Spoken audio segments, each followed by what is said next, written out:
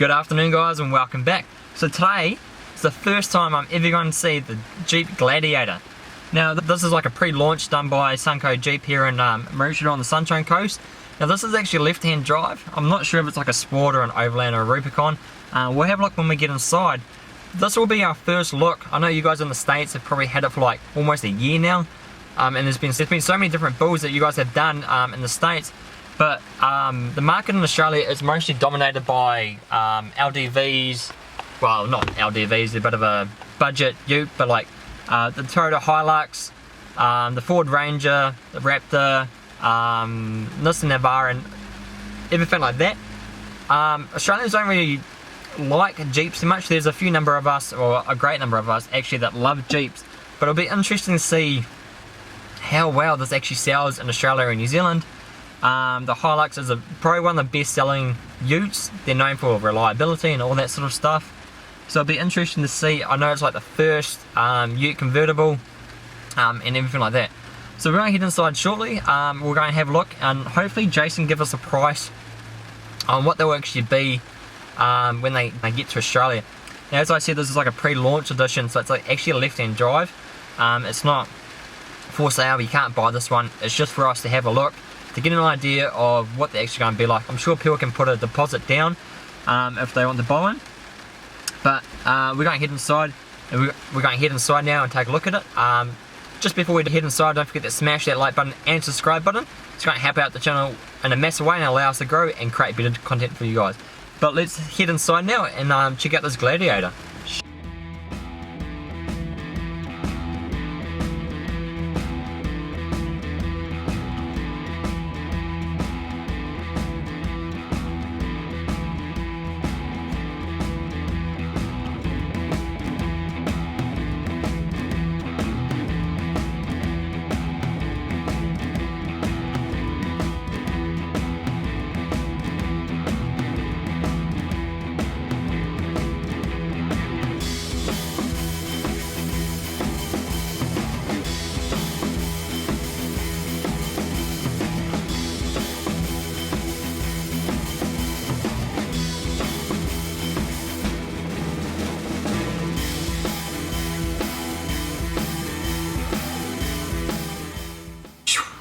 Alright, so we just had a look at the Jeep Gladiator. Now my first thoughts about it is it's going to be a game changer. One, because they're not actually offering the Sport in Australia. They're only doing the Overland and the Rubicon models. So that's going to allow a better model for us, I guess. Especially if you can only get like the Overland and Rubicon model. The Sport isn't that great, but that also entails a high price bracket as well. I was talking to Jason and he couldn't give me a fixed price on what they'll be sold for in Australia, but for the Rubicon he's thinking about 85,000 Australian, which isn't too bad. So that's going to be around the market of like the Land Cruiser, the Ford Ranger, Raptor and stuff like that. So it's not going to really be for those guys, like the general guys like me. It might be for like that more tradey, like lawyer type sort of guy. We also get like the Mercedes utes here in Australia. I don't know if you guys get them in the States or not. But it'll be like competing with stuff like that, which will be really interesting on how many they sell. He said they've already got a couple on order, which is great, a couple of Rubicons. So my opinion on it is, well, I've just come into the JK market. Compared to a JK, it's got a lot more mod cons, like a lot more USB chargers, a lot more inputs for like camping and overlanding and stuff like that. But I was certainly one of the guys who was also looking at it on how accessible are accessories going to be for the Australian market. Now I see like drawer systems and like rear cage setups and canopies and stuff like that available in America quite often, but trying to get that sort of stuff in Australia might be quite hard. I don't know if like manufacturers are going to be able to build them in Australia. Probably not. Hopefully they do, which will cut the price down a lot. But stuff like there's a Mitsubishi Trident there that's got like a canopy and stuff on it. So it makes the back watertight, so you can able to carry your camping gear, whatever like that, without that stuff actually getting wet. Which I find with the JK a lot more accessible for say camping and stuff like that, just because your stuff's not going to get wet. You don't have to battle against the rain to get your stuff out.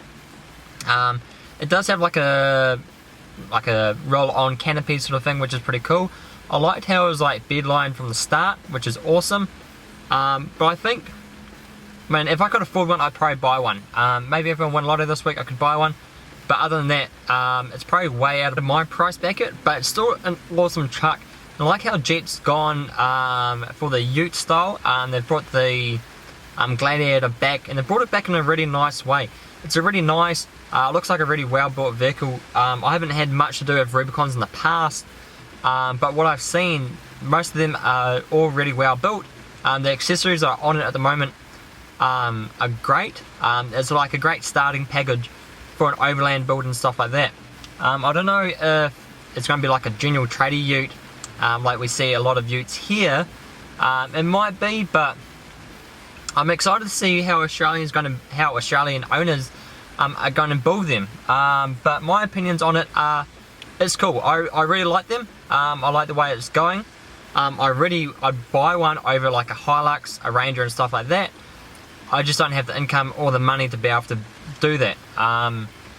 Maybe in a couple of years. I know that my mate Justin, my barber, really wants to buy one. So hopefully people with like businesses, because they do a thing here, if you own a business, you can get like a leased vehicle if it's a Ute, and it, like, the tax reasons can like knock it down a lot in price. And there's a car just sliding around the roundabout there. But I love them. I reckon they look awesome. The Ute market in Australia is massive, and I'd certainly buy one of those over a Hilux or a Ranger or anything like that. Hands down, if I had the money to buy a Gladiator, that's what I'd be buying. Probably because I'm a Jeep lover, but other than that, I love them. I reckon they look awesome.